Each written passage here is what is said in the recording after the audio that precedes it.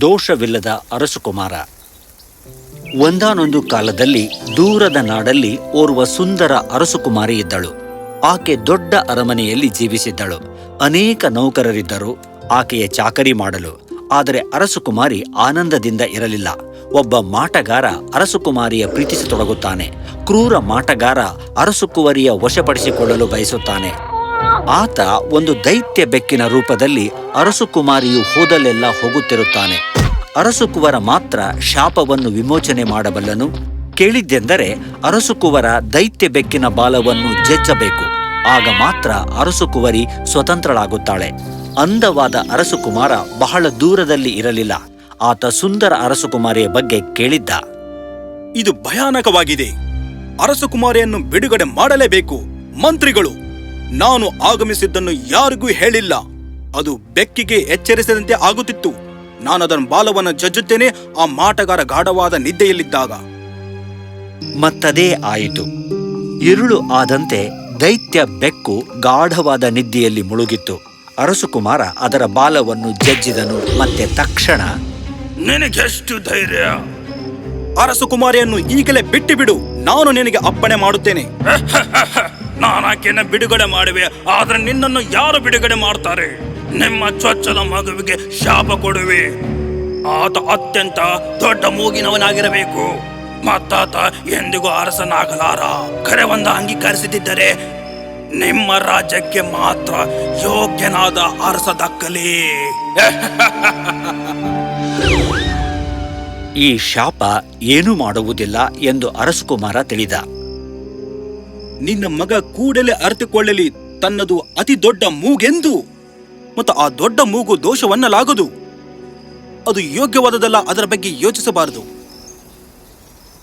ಆ ದಿನ ಮುಂಜಾನೆ ಅರಸುಕುಮಾರಿ ಅತ್ಯಂತ ಆನಂದದಿಂದ ಇದ್ದಳು. ಜಗತ್ತಿನಲ್ಲೇ ಪೂರ್ತಿ ರಾಜ್ಯ ಉತ್ಸಾಹದಿಂದ ಇತ್ತು. ಕ್ರೂರ ಮಾಟಗಾರ ಮಾಯವಾಗಿದ್ದ. ಅರಸುಕುಮಾರಿ ಅರಸುಕುಮಾರನನ್ನು ಮದುವೆ ಮಾಡಿಕೊಂಡಳು. ಅರಸುಕುಮಾರ ಕೂಡ ಅತ್ಯಂತ ಸಂತೋಷದಲ್ಲಿದ್ದ. ಸುಂದರವಾದ ಅರಸುಕುಮಾರಿಯನ್ನು ಮದುವೆ ಮಾಡಿಕೊಂಡು ಆತ ಪೂರ್ತಿಯಾಗಿ ಶಾಪದ ಬಗ್ಗೆ ಮರೆತಿದ್ದ. ಮತ್ತದನ್ನು ಯಾರಿಗೂ ಎಂದೂ ಹೇಳಲಿಲ್ಲ. ವರ್ಷಗಳು ಉರುಳಿದವು. ಅರಸುಕುಮಾರಿ ಈಗ ಅರಸಿಯಾಗಿದ್ದಳು. ಮೊದಲ ಮಗುವಿಗೆ ಜನ್ಮ ನೀಡಿದಳು. ಅರಸುಕುಮಾರ ಹೈಸಿಂತ್ ಹುಟ್ಟಿದನು. ಅರಸ ವ್ಯಾಪಾರಕ್ಕಾಗಿ ಹೊರಗೆ ಹೋಗಿದ್ದ. ಆದರೆ ಆನಂದ ಹೆಚ್ಚು ದಿನ ಇರಲಿಲ್ಲ. ಅರಸಿಯು ಬದುಕಿ ಉಳಿಯಲಿಲ್ಲ. ರಾಜ್ಯ ಅವರ ಅಗಲುವಿಕೆಯಿಂದ ಸುಧಾರಿಸಿಕೊಂಡಿದ್ದಿಲ್ಲ. ಇನ್ನೊಂದು ಕೆಟ್ಟ ಸುದ್ದಿಯೂ ಬಂದಿತು. ಅರಸನ ಹಡಗು ಸಮುದ್ರದಲ್ಲಿ ಮುಳುಗಿತ್ತು. ಅರಸುಕುಮಾರ ಹೈಸಿಂತ್ ಮಾತ್ರ ವಾರಸುದಾರನಾಗಿ ಉಳಿದಿದ್ದ ಸಿಂಹಾಸನ ಏರಲು. ಆದರೆ ಏನೋ ಒಂದು ಅರಸನಲ್ಲಿ ಕಮ್ಮಿ ಇದೆ. ಇದು ಇದು ಸಹಜವಾದ ಮೂಗೇನು? ಇದು ಅರ್ಧ ಮೂಗನ್ನು ಮರೆಮಾಚಿದೆ. ಹಾಗೆ ಹೇಳ್ಬೇಡಿ. ಆತ ನಮ್ಮ ಭವಿಷ್ಯದ ಅರಸ. ನಾವಿದನ್ನು ಖಾತ್ರಿಪಡಿಸಿಕೊಳ್ಳಬೇಕು ಎಂದು ಅರಸನ ಮೂಗಿನ ಬಗ್ಗೆ ಹೇಳಬಾರದು. ಅರಸಕುಮಾರನಿಗೆ ಎಂದು ಅಸಹ್ಯ ಆಗಬಾರದು. ನಮ್ಮ ಕರ್ತವ್ಯ ಅದನ್ನು ನಿಗೂಢವಾಗಿಡಬೇಕು. ಅದನ್ನಾತ ಎಂದು ಅನುಭವಿಸದಂತೆ ನೋಡ್ಬೇಕು. ಆದ್ದರಿಂದ ಮಂತ್ರಿಗಳು ಸಭಿಕರು ನಿರ್ಣಯಿಸಿದರು. ದೊಡ್ಡದಾದ ದೋಷದಿಂದಿರುವ ಅರಸುಕುಮಾರನ ಮುಖ, ಪ್ರತಿಯೊಬ್ಬ ಮನುಷ್ಯನ ಸಾಮಾನ್ಯ ಮೂಗುಳ್ಳ ಫೋಟೋ ತೆಗೆದು ಹಾಕಬೇಕು ಅರಮನೆಯಿಂದ. ಪ್ರತಿಯೊಬ್ಬ ನೌಕರ, ಅಡುಗೆಯ ಭಟ್ಟ, ನೋಡಿಕೊಳ್ಳುವವರು ಎಲ್ಲರಿಗೆ ಎಚ್ಚರಿಕೆ ನೀಡಲಾಯಿತು. ಯಾರೂ ಎಂದೂ ದೊಡ್ಡ ಮೂಗಿನ ಬಗ್ಗೆ ಮಾತಾಡಬಾರದೆಂದು. ಪ್ರತಿಯೊಬ್ಬರೂ ಅರಸುಕುಮಾರನನ್ನು ಮತ್ತಾತನ ದೊಡ್ಡ ಮೂಗನ್ನು ಹೊಗಳಬೇಕು. ಶಾಲೆಯಲ್ಲಿ ಶಿಕ್ಷಕರೆಲ್ಲ ಇತಿಹಾಸವನ್ನು ಬದಲಾಯಿಸಲು ಮುಂದಾದರು. ಅವರು ಯಾವ ಶೂರರ ಮೂಗು ದೊಡ್ಡದಿತ್ತೋ ಅವರನ್ನು ಮಾತ್ರ ತೋರಿಸಿದರು. ಪ್ರತಿಯೊಬ್ಬರೂ ಸಾಮಾನ್ಯ ಮೂಗಿದ್ದವರನ್ನು ನೋಡಿ ನಗುತ್ತಿದ್ದರು. ಮಂತ್ರಿಗಳು ಸಾಧ್ಯವಾದಷ್ಟನ್ನು ತಿದ್ದಿದರು.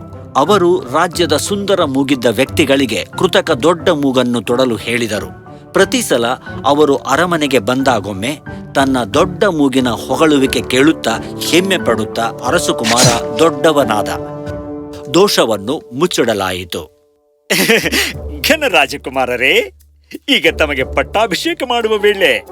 ತಮಗೆ ತಿಳಿದೇ ಇದೆ ನಮ್ಮ ರೀತಿ ನೀತಿ ಬಗ್ಗೆ. ನೀವು ಮದುವೆ ಮಾಡಿಕೊಳ್ಳಬೇಕು. ಸಿಂಹಾಸನ ಅಲಂಕರಿಸುವ ಮೊದಲು. ನನಗೆ ತಿಳಿಯಿತು ಮಂತ್ರಿಗಳೇ. ನಾನು ಕೇಳುತ್ತಿದ್ದೇನೆ, ಬೇಜ್ಪೋರ್ಟ್ನ ಅರಸ ಸುಪುತ್ರೆಯನ್ನು ಮದುವೆ ಆಗಬೇಕೆಂದು. ಅವರು ತುಂಬಾ ಸುಂದರವಾದ ಅರಸಕುಮಾರಿಯರು. ಅವರ ಮೂಗು ಚಿಕ್ಕದಾಗಿದೆ ಮತ್ತೆ ನನ್ನದು ದೊಡ್ಡ ಹೃದಯ. ಅವರ ದೋಷವನ್ನು ನಾನು ಸ್ವೀಕರಿಸುತ್ತೇನೆ. ತುಂಬಾ ಒಳ್ಳೆಯ ಮಾತು ಸುಂದರ ಸುಕುಮಾರರೇ. ನಾನು ಆದಷ್ಟು ಬೇಗನೆ ಇದರ ವ್ಯವಸ್ಥೆಯನ್ನು ಮಾಡುತ್ತೇನೆ ನಿಮಗೆ. ಸಭೆಯ ಸದಸ್ಯರು ಹಾಗೂ ಮಂತ್ರಿಗಳು ಅರಸುಕುಮಾರನ ಮೂಗಿನ ಬಗ್ಗೆ ಸುಳ್ಳು ಹೇಳುವಲ್ಲಿ ನಿಸ್ಸೀಮರಾಗಿದ್ದರು. ಅವರು ಬೆಜ್ಫೋರ್ಟ್ನ ಅರಸರಿಗೆ ದೋಷವನ್ನು ಹೇಳುವುದನ್ನು ಮರೆತಿದ್ದರು. ಅರಸರು ಮದುವೆಗೆ ಒಪ್ಪಿದರು. ಆದರೆ ಆಗ ಓಹ್ ಅರಸುಕುಮಾರರೇ, ನನ್ನ ಬಲಶಾಲಿ ಅರಸುಕುಮಾರರೇ, ಬೇಸ್ಫೋರ್ಟ್ನ ಅರಸುಕುಮಾರಿಯನ್ನು ಸೆರೆ ಹಿಡಿಯಲಾಗಿದೆ. ಸುದ್ದಿಯ ಪ್ರಕಾರ ಅವರ ಶಾಪ ವಿಮೋಚನೆಯಾಗಿದೆ. ಅವರನ್ನು ಕಾಚಿನ ಅರಮನೆಯಲ್ಲಿ ಇಡಲಾಗಿದೆ. ಬೇಸ್ಫೋರ್ಟ್ ಈಗ ಅವರನ್ನು ಶೋಧಿಸತೊಡಗಿದೆ. ಈಗಾಗಲೇ ಏನು ಹೀಗೆ ಮಾಡಲು ಯಾರು ಮುಂದಾದರು? ಸೈನ್ಯವನ್ನು ತಯಾರು ಮಾಡಿ ನಾವೇ ಸ್ವತಃ ಅರಸುಕುಮಾರಿಯನ್ನು ಹುಡುಕಲು ಹೋಗುತ್ತೇವೆ. ಅದರಂತೆ ಅರಸುಕುವರ ತನ್ನ ಸೈನ್ಯದೊಂದಿಗೆ ಸಿದ್ಧನಾದನು. ಅವರು ಮರುಭೂಮಿಯ ಮಧ್ಯದಲ್ಲಿದ್ದರು. ಹುಸುಕಿನ ಬಿರುಗಾಳಿ ಅರಸುಕುವರ ಹಾಗೂ ಆತನ ಸೈನ್ಯವನ್ನು ಬೇರ್ಪಡಿಸಿತು. ಆತನಿಗೆ ಎಚ್ಚರವಾದಾಗ ಒಂದು ವಿಚಿತ್ರ ಪ್ರದೇಶದಲ್ಲಿದ್ದೇನೆ ಎಂದುಕೊಂಡನು. ಅರಸುಕುವರ ನಡೆದ ಆದರೆ ಯಾರನ್ನೂ ಕಾಣಲಿಲ್ಲ. ನನಗೆ ಹಸಿವೆ ಆಗಿದೆ. ತುಂಬಾ ಬಾಯಾರಿಕೆ ಆಗಿದೆ. ನಾನೀಗ ಏನ್ ಮಾಡಲಿ? ಓ ತಾಳು, ಅದು ಮನೆ ಅಲ್ಲವೇ? ಮೇಡಮ್, ನಾನು ನನ್ನ ದಾರಿ ತಪ್ಪಿದ್ದೇನೆ. ನನಗೆ ಕುಡಿಯಲು ನೀರು ಮತ್ತು ತಿನ್ನಲಿಕ್ಕೆ ಊಟ ಸಿಗುತ್ತಾ ಇಲ್ಲಿ? ಹೌದಪ್ಪ, ನೀ ದಣಿದಂತೆ ಕಾಣುತ್ತಿ. ಒಳಗೆ ಬಾ. ತಾಳು, ಅದು ನಿನ್ ಮೂಗೇನು? ಅದು ಅಷ್ಟೊಂದು ದೊಡ್ಡದಿದೆ. ನಿನಗ್ ಗೊತ್ತಾ, ನಾನೆಂದೂ ಇಷ್ಟು ದೊಡ್ಡ ಮೂಗನ್ನು ಬದುಕಿದರಲ್ಲಿ ಸತ್ತವರಲ್ಲಿ ಕಂಡಿಲ್ಲ. ಏನು? ಹಾಗೆ ಒಮ್ಮೆಲೆ ಇಷ್ಟೊಂದು ಮಾತನಾಡಲು ಪ್ರಾರಂಭಿಸಿದಳು. ನನ್ನ ಮೂಗು ಅಷ್ಟೊಂದು ದೊಡ್ಡದಿಲ್ಲ. ಆಕೆಯ ಮೂಗು ಸಣ್ಣ ಪೀಚಿನಂತಿದೆ. ಆದ್ರೆ ನನಗೆ ಹಸಿವಾಗಿದೆ. ನಾನು ಆಕೆಯ ಜೊತೆ ವಾದಿಸಬಾರದು. ಏನಮ್ಮ, ನನಗೆ ನಿಜವಾಗಿಯೂ ಹೊಟ್ಟೆ ಹಸಿದಿದೆ. ನನಗೆ ಏನಾದರೂ ಸ್ವಲ್ಪ ತಿನ್ನಲು ಸಿಗುವುದೇ? ಸಿಗುತ್ತದೆ. ನೀನು ತುಂಬಾ ಬಾಯಾರಿಕೆ ಆಗಿದೆಯಲ್ಲ. ನೀ ಹೇಳಿದೆಯಲ್ಲ ನೀರಡಿಕೆ ಆಗಿದೆ ಎಂದು. ನನ್ ಸೇವಕನಿಗೆ ಹೇಳುತ್ತೇನೆ ನೀರು ಕೊಡಲು. ನೀರು ಅತ್ಯಂತ ಅವಶ್ಯಕ ನಮ್ಮ ದೇಹಕ್ಕೆ. ನನ್ನ ಕ್ಷಮಿಸಪ್ಪ, ನಿನ್ನ ಮೂಗು ಮಾತ್ರ ಇಷ್ಟು ದೊಡ್ಡದು. ಇಷ್ಟೇಕೆ ದೊಡ್ಡದಾಗಿದೆ? ನೀನು ದಣಿದಂತೆ ಕಾಣುತ್ತೀಯ. ಒಳಗೆ ಬರುವುದಿಲ್ಲ? ನಿಜವಾಗಿ ಬರ್ತೇನೆ. ಆದ್ರೆ ನಾನು ಅಂದುಕೊಂಡಿದ್ದೇನೆ ನೀನು ಕೇವಲ ನನ್ನ ಮೂಗಿನ ಬಗ್ಗೆ ಮಾತಾಡ್ತೀಯ. ಬಾಯಾರಿಕೆ ಹಸಿದಾತುಗಳನ್ನು ನಿಮ್ಮ ಮನೆಯ ಒಳಗೆ ಕರೆಯದೆ. ತುಂಬಾ ಮಾತಾಡ್ತೀಯ. ಬಾ ಒಳಗೆ. ನಾನು ಹೆಚ್ಚು ಮಾತಾಡ್ತೀನಿ? ನಾನು? ಓ ಅಯ್ಯೋ ದೇವರೇ, ಹೊಟ್ಟೆ ಹಸಿದಿದೆ, ಅದಕ್ಕಾಗಿಯೇ. ಅರಸುಕುಮಾರ ಗುಡಿಸಲು ಒಳಗೆ ಪ್ರವೇಶಿಸುತ್ತಿದ್ದಂತೆ ಆತ ಆಶ್ಚರ್ಯಚಕಿತನಾದ. ಗುಡಿಸಲು ಅತ್ಯುತ್ತಮ ಹಳೆ ವಸ್ತುಗಳಿಂದ ಅಲಂಕಾರಗೊಂಡಿತ್ತು. ಅದು ತುಂಬಾ ವೈಭವಪೂರ್ಣವಾಗಿತ್ತು. ಅರಸುಕುಮಾರ ಹಿಂದಕ್ಕೆ ಸರಿದು ನಿಂತ. ಇದು ನಿಮ್ಮ ಮನೆ? ಇದು ಅರಮನೆಗಿಂತ ಕಡಿಮೆ ಏನು ಇಲ್ಲ. ಯಾರು ನೀವು? ನನಗೆ ಮನೆ ಸದಾ ನೆನಪಾಗುತ್ತದೆ. ಅದಕ್ಕಾಗಿಯೇ ಒಂದನ್ನು ಕಟ್ಟಿರುವೆ ನೋಡಿಲ್ಲಿ. ನಾನು ತುಂಬಾ ದೂರದ ನಾಡಿನ ಅರಸಿಯಾಗಿದ್ದೆ. ಕೆಲವು ವರ್ಷಗಳ ಹಿಂದೆ ನನ್ನ ದಾರಿಯನ್ನು ಕಳ್ಕೊಂಡೆ. ನಾವು ಬೇಟೆಗೆ ಬಂದಿದ್ದೆವು. ಪುಣ್ಯಕ್ಕೆ ನನ್ನ ಬಳಿ ದಾಗಿನಗಳಿದ್ದವು. ಕೆಲ ನೌಕರರಿದ್ದರು ನನ್ನ ಜೊತೆಗೆ. ಅದು ಮೋಜಿನ ಕತೆ. ಯಾವಾಗ ದಾರಿ ತಿರುಗಿದೆ ಅಂತ ಗೊತ್ತಾಗ್ಲೇ ಇಲ್ಲ. ನಾನಾಗ ಸೇವಕರಿಗೆ ಕತೆ ಹೇಳುತ್ತಿದ್ದೆ. ಒಂದು ದೈತ್ಯಾಕಾರದ ಬೆಕ್ಕು. ತಿಳಿದುಕೋ, ಅದು ಬೆಕ್ಕು ಎಂತಾದಂದ್ರೆ ನಿನ್ನ ಮೂಗಿಗೆ ಹೋಲಿಸಿದ್ರೆ ಏನೂ ಅಲ್ಲ. ಓ, ಈಗ ಯಾವಾಗ ನಿಲ್ಲಿಸುತ್ತಾಳೆ ನನ್ನ ಮೂಗಿನ ಬಗ್ಗೆ ಹೇಳೋದನ್ನು? ಆಕೆ ತನ್ನ ದಾರಿಯನ್ನು ತಪ್ಪಿಸಿಕೊಂಡು ತನ್ನ ಸೇವಕರೊಂದಿಗೆ ಮಾತಾಡುತ್ತಿದ್ದಾಗ ಆಕೆಗೆ ಅರ್ಥವಾಗುವುದಿಲ್ಲವೋ ಆಕೆ ಅತಿ ತಪ್ಪು ಮಾತುಗಳು ಆಕೆಯನ್ನು ಇಲ್ಲಿಗೆ ತಂದಿದ್ದೆಂದು.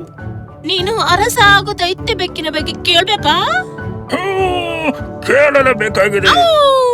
ಒಳ್ಳೇದು, ನೀನೀಗ ಒತ್ತಾಯಿಸ್ತಿದ್ದಿ. ಆ ಬೆಕ್ಕು ಕರೆ ಒಂದ್ರ ಮಾಟಗಾರನಾಗಿತ್ತು. ಅದು ಅರಸಕುಮಾರನಿಗೆ ಶಾಪಿಸಿತು ಅದರ ಬಾಲವನ್ನು ಜಜ್ಜಿದಾಗ. ನನಗೀಗ ಗೊತ್ತಾಯಿತು. ನೌಕರರಿಗೆಲ್ಲ ಕಲಿಸಲಾಗಿದೆ ಅರಸೆಯ ಕೊರತೆಯನ್ನು ಅಲಕ್ಷಿಸಿ ಎಂದು. ಆಕೆ ತುಂಬಾ ಮಾತಾಡುತ್ತಾಳೆ. ಆದ್ರೆ ಅವರಿಗೆ ಹೇಳಲಾಗಿದೆ ಎಂದು ಹಾಗೆ ಹೇಳಬೇಡಿದರೆಂದು. ಅದು ಹೇಗೆ ಯಾರಾದರೂ ತಮ್ಮ ಕೊರತೆಯನ್ನು ಹರಿಸಿಕೊಳ್ಳಲಾರರು? ನೀನು ಕೇಳ್ತಿದ್ಯಲ್ಲ, ಅದು ಹೇಗೆ ಎಂದು. ನಿನ್ನ ಮೂಗು ನಿನಗೆ ಚಿಂತೆಯಾಗಿರ್ಲಿಲ್ಲ? ಅರಸುಕುಮಾರನಿಗೆ ಹೊಟ್ಟೆ ಹಸಿದಿರಲಿಲ್ಲ. ಈಗ ಅದನ್ನು ಆತ ತೆಗೆದುಕೊಳ್ಳಲಿಲ್ಲ. ಅಮ್ಮ, ತಮ್ಮಲ್ಲಿ ನಾನು ವಿನಂತಿಸಿಕೊಳ್ಳುತ್ತೇನೆ, ಮೂಗಿನ ಬಗ್ಗೆ ಮಾತಾಡಬೇಡಿ. ಇದು ತುಂಬಾ ಎಟ್ಟಿತನವಾಗುತ್ತದೆ. ನಾನೇ ಎದುರು ಹೇಳುತ್ತೇನೆ, ನೀವು ಗಿಳಿಯಂತೆ ಎಟುಗುತ್ತಿರುತ್ತೀರೆಂದು. ಅಥವಾ ನಮ್ಮದು ಅತಿ ಚಿಕ್ಕ ವಿಚಿತ್ರವಾದ ಮೂಗೆಂದು. ನನಗದರ ಬಗ್ಗೆ ಹೆಮ್ಮೆ ಇದೆ. ಊಟ ಕೊಟ್ಟಿದ್ದಕ್ಕೆ ಪುಣ್ಯವಿರಲಿ ನಿಮಗೆ. ನಾನೀಗ ಹೋಗುತ್ತೇನೆ ನನ್ನ ಅರಸುಕುಮಾರ ಹುಡುಕಲು. ನಿನ್ನ ವಿಶಾಲ ಅರಮನೆಯಲ್ಲಿ ಕನ್ನಡಿ ಇಲ್ಲೆಂದು. ಮತ್ತೆ ನಿನ್ನ ಅರಸಕುಮಾರಿ ಹುಡುಕಿದರೂ ಆ ಕಾಚನ ಮನೆಯಲ್ಲಿ ನೀನು ಹೇಗೆ ಆಕೆಯ ಶಾಪ ವಿಮೋಚನೆ ಮಾಡುತ್ತಿ? ಆಕೆಯ ಕೈಗಳಿಗೆ ಮುತ್ತು ಕೊಡ್ತಿ? ನಿನ್ನ ಸುಂದರ ಮೂಗು ಅಡ್ಡ ಬರುವುದಿಲ್ಲೇನೋ? ನಾನು ಹೇಳುತ್ತೇನೆ, ನಿನ್ನ ಪಾದಗಳಿಗೆ ನೋಡಲಾರೆ ಇಂಥ ದೊಡ್ಡದಾದ ವಸ್ತು ನಿನ್ನ ಮುಖದ ಮೇಲಿದೆ ಎಂದು. ನಾನು ಗೌರವಾನ್ವಿತ ಅರಸಕುಮಾರ. ನಿನ್ನ ಜೊತೆ ಕೆಲಸಕ್ಕೆ ಬಾರದೆ ಎದುರು ವಾದಿಸುವುದು ನನಗಿಷ್ಟವಿಲ್ಲ. ನಾನೀಗಲೇ ಇಲ್ಲಿಂದ ಹೋಗುತ್ತೇನೆ. ವಿಚಿತ್ರವಾಗಿದೆ ಇದು. ಆಕೆ ಸರಿಯಾಗಿ ಹೇಳಿದ್ದಾಳೆ. ನನ್ನ ಪಾದಗಳನ್ನು ನಾನು ನೋಡಲಾರೆ. ಇದು ಬಹುಶಃ ಅನೇಕ ಘನಹರಸ ಹಾಗೂ ಅರಸೆಯರಿಗೆ ಸಹಜ ಆಗಿರಬಹುದು. ಆಕೆಗೆ ಏನು ಗೊತ್ತು ಮಹಾ? ಆಕೆಗೆ ಇದು ಗೊತ್ತಾಗಲಿಲ್ಲ ನನಗೆ ಶಾಪ ವಿಮೋಚನೆ ಹೇಗೆಂದು ಹೇಳಿದ್ದು. ದಾರಿಯಲ್ಲಿ ಅರಸಕುಮಾರ ಪೇಟೆಯನ್ನು ತಲುಪಿದ. ಅನೇಕ ಜನರು ಹೋಗುತ್ತಿರುವಾಗ ಅರಸಕುಮಾರನ ಮೂಗನ್ನು ನೋಡಿ ನಗುತ್ತಿದ್ದರು. ಇದು ವಿಚಿತ್ರವಾಗಿದೆ. ಇಲ್ಲಿ ಎಲ್ಲರೂ ಎಷ್ಟೊಂದು ಸಣ್ಣ ಮೂಗಿನವರಿದ್ದಾರೆ, ಮತ್ತವರು ನನ್ನದನ್ನು ವಿಚಿತ್ರವಾಗಿ ನೋಡುತ್ತಿದ್ದಾರೆ. ಈ ಇಡೀ ರಾಜ್ಯ ವಿಚಿತ್ರವಾಗಿದೆ. ಆದರೆ ಸಂಶಯ ಅರಸಕುಮಾರನ ಮನಸ್ಸಲ್ಲಿ ಮೂಡಿ ಯೋಚಿಸುವಂತೆ ಮಾಡಿತು. ಪ್ರತಿಯೊಬ್ಬರೂ ಸಣ್ಣ ಮೂಗಿನವರಿದ್ದಾರೆ, ಯಾರೂ ಅದರಿಂದ ಕುರುಪಿಗಳಾಗಿ ಕಾಣುತ್ತಿಲ್ಲವಲ್ಲ. ಆತ ಕಾಚಿನ ಅರಮನೆ ತಲುಪಿದ. ಅರಸಕುವರಿಯನ್ನು ಹೊರಗೆ ಬರುವಂತೆ ಕರೆದ. ಅರಸಕುಮಾರಿ, ನಾನು ಬಂದಿದ್ದೇನೆ. ಅರಸಕುಮಾರ ಹೈಸಿಂತ್, ನಿನ್ನನ್ನು ಕಾಪಾಡಲು ಬಂದಿದ್ದೇನೆ. ಇಲ್ಲಿದ್ದೀರೇನು ನೀವು? ನಿಮ್ಮ ಮುಖದಲ್ಲಿರುವುದೇನು? ನಿಮ್ಮ ಮೂಗೇನು ಇದು? ನಾವು ನಂತರ ನಿನ್ನ ಸಣ್ಣ ಮೂಗಿನ ಬಗ್ಗೆ ಮಾತನಾಡೋಣ. ಶಾಪ ವಿಮೋಚನೆ ಮಾಡಲು ಬಿಡು ನನ್ನ. ಅರಸಕುಮಾರ ಅರಮನೆಯ ಏರಿದ. ಮತ್ತೆ ಅರಸಕುಮಾರಿಯ ಕರವನ್ನು ಹಿಡಿದ. ಆತ ಆಕೆಗೆ ಇನ್ನೇನು ಮುತ್ತಿಡಬೇಕೆನ್ನುವಾಗ ಆತನಿಗೆ ಅರಿವಿಗೆ ಬಂತು ತನ್ನ ತುಟಿಗಳು ಅರಸಕುಮಾರಿಯ ಕರ ತಲುಪಲಾರವು ಎಂದು. ಕ್ಷಮಿಸು ನನ್ನ ಅರಸಕುಮಾರಿ, ನಾನು ಶಾಪ ವಿಮೋಚನೆ ಮಾಡಲಾರೆ. ನಾನಿದನ್ನು ಮೊದಲೆಂದು ಅರಿತುಕೊಳ್ಳಲಿಲ್ಲ. ನನ್ನ ಮೂಗು ಕರವಂದ್ರ ದೈತ್ಯ ಕಾರದಿದ್ದಿದ್ದೆ. ನನ್ನ ಇಡೀ ರಾಜ್ಯ ನಾನು ಸರಿಯಾಗಿದ್ದೇನೆ ಎಂದು ಖಾತ್ರಿಪಡಿಸುತ್ತೆ ಈ ಮೂಗಿನಿಂದ. ಆದ್ರೆ ಅದು ತಪ್ಪು. ಮತ್ತೆ ನಾನೇ ಅದರೊಂದಿಗೆ ಇರಲೇಬೇಕು. ತಾಳು ನೀನು ಅದೇ ಮೋದಿಕೆ ನನ್ನ ಮೂಗಿನ ಬಗ್ಗೆ ಕಟುವಾಗಿ ಮಾತನಾಡಿದಾಕೆ. ನೀನು ಇಲ್ಲಿಗೆ ಹೇಗೆ ಬಂದು ತಲುಪಿದೆ? ನಿನ್ನ ನೌಕರರೆಲ್ಲ ಎಲ್ಲಿದ್ದಾರೆ? ನಾನು ಅರಸೇ ಇಲ್ಲ ನನ್ನ ಅರಸಕುಮಾರ. ನಾನು ಹೀಗೆ ವೇಷ ಬರೆಸಿಕೊಂಡು ನಿನ್ನ ತಪ್ಪನ್ನು ಒಪ್ಪುವಂತೆ ಮಾಡಿದೆ. ನಿನ್ನ ರಾಜ್ಯವು ಮಾಟಗಾರನ ಶಾಪಕ್ಕೆ ತುತ್ತಾಗಿದೆ. ನೀನು ನಿಜವಾಗಿಯೂ ನಿನ್ನ ತಪ್ಪನ್ನು ಒಪ್ಪಿಕೊಂಡು ಅರಸನಾಗಬೇಕಾಗಿದೆ. ಮತ್ತೀಗ ನೀನು ಶಾಪವನ್ನು ವಿಮೋಚನೆ ಮಾಡಿದೆ. ನೀನು ನೋಡಲಿಲ್ಲ ನಿನ್ನ ಮೂಗು ಅರಸ? ನನ್ನ ಮೂಗು? ಓ, ಈಗದು ಸಾಮಾನ್ಯ ಆಕಾರದಲ್ಲಿದೆ. ಅಂದರೆ ನನ್ನಲ್ಲಿ ಈಗ ಯಾವ ದೋಷಗಳು ಇಲ್ಲ. ಇಲ್ಲ ನನ್ನ ಮಗು, ನಮ್ಮೆಲ್ಲರಲ್ಲಿಯೂ ದೋಷಗಳಿವೆ. ನೀನು ಶಾಪವನ್ನು ಹೋಗಲಾಡಿಸಲಿಲ್ಲ. ಮೂಗನ್ನು ಸಣ್ಣದು ಮಾಡಿಕೊಂಡು ತನ್ನೆ ತಾನೇ ಪ್ರೀತಿಸುವುದು ಬಹಳ ಮುಖ್ಯ.